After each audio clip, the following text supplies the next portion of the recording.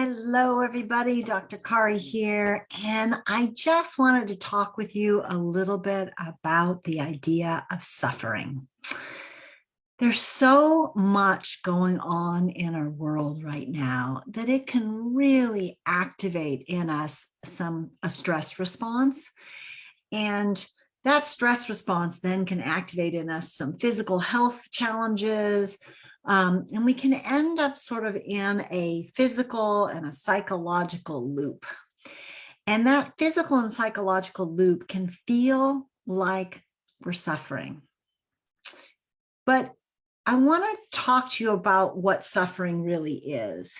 Because one of the things that is true in a human life is that we are going to experience things that we perceive as sad or that are painful in some way, shape, or form, whether that's physical pain or whether that's emotional pain. That is part of a human existence. However, suffering does not have to be part of a human existence. So what determines whether or not we suffer? What determines whether or not we suffer is how we respond to what is happening. So when patients are in the hospital and they are in pain, they had surgery or, it broke something or whatever, they're in pain. If they have to ask for pain meds from a nurse or a doctor, they ask for it more often than if they are hooked up to a pump, which allows them to give themselves pain meds.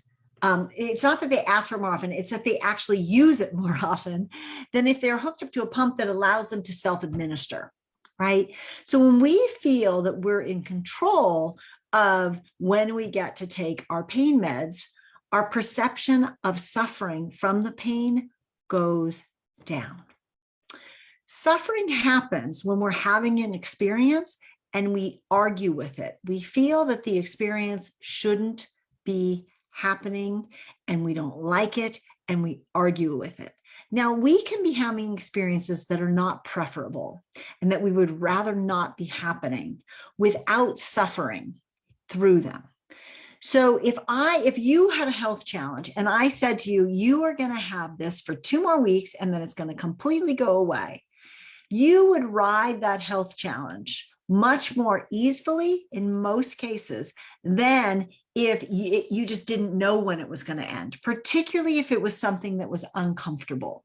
So that unknown factor creates fear in us, and that fear then creates suffering. So when we look at ending suffering in our life, what we look at is developing an ability to trust. So anybody who knows my health journey knows that I've had a lot of symptoms.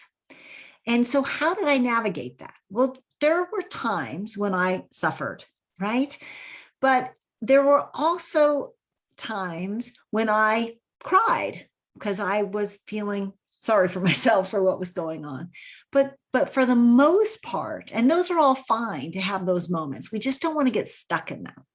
For the most part, what I did was I always knew that my body could heal, and I knew it was going to heal. Given the right stuff, getting stuff out of the way, it was going to heal. I just held that faith. And it did every time. Bodies are amazing, and they are programmed to do nothing else but heal. That is what they're programmed to do. So if you're having a health challenge or you're having a psychological challenge, I want you to know that your body is doing its best with what it has available to it to navigate what's going on for it. It's actually a lot of times, one of the things I really had to learn is a lot of times I used to blame my body and be mad at it, but my body was actually trying its best to heal. And when you realize that, you can meet with whatever is going on with compassion rather than with the argument. And the argument is what drives suffering. Now, that can be scary. A lot of people feel like if they just meet what's going on with compassion or empathy, that means they're accepting it and they're always going to be that way. But in actuality, when we are arguing with what is, we create suffering. Stop the argument. And now we have an open field of possibility where new solutions can come in. When we're arguing with what is, often the solutions we grab for are actually solutions that do more harm than good, because it's our fear that's searching for the solution, right?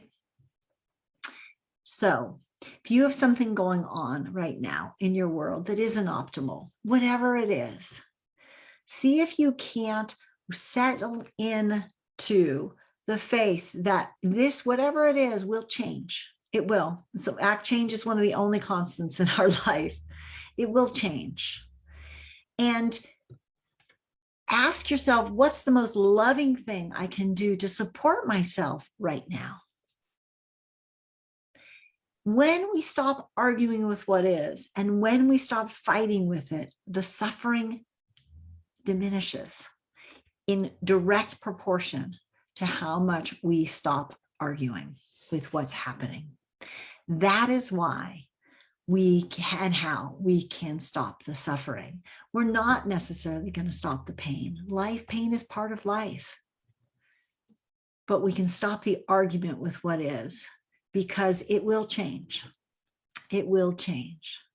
And when we rest in that, and we rest in the beauty of these bodies, and we rest in the power of our psyche to heal, we will start to open to new possibility coming in that will help you have a different experience. So I hope you find this helpful. You know, this time where there's so much being thrown at us, and we can get wrapped up in a place of fear. But the last thing I want to leave with you is this idea that what is happening in your world right now, there is something in it that is a gift for you, no matter how yucky it feels.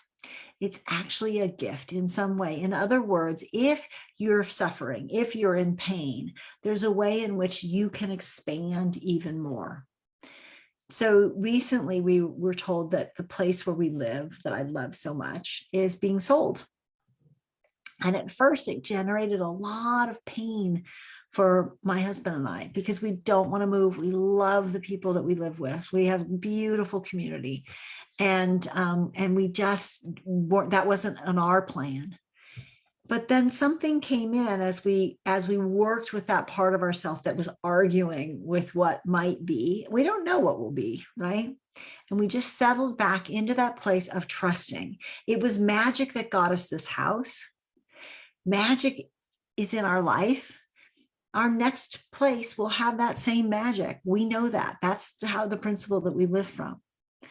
And so we rest back and we trust that just like this is so wonderful, there's something else for us.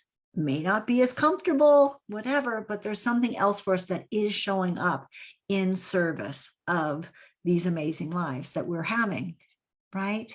And so it took away all the stress, all the upset. And now people go, oh, so how are you doing? How are you feeling? We're like, we're in trust. Whatever's next will be in amazing service of these journeys that we are on.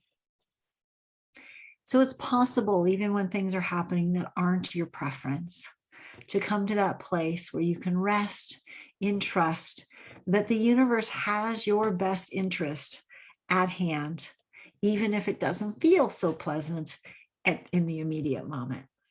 Anyway, sending you all so much love, and let me know if you found this helpful, if you have any questions.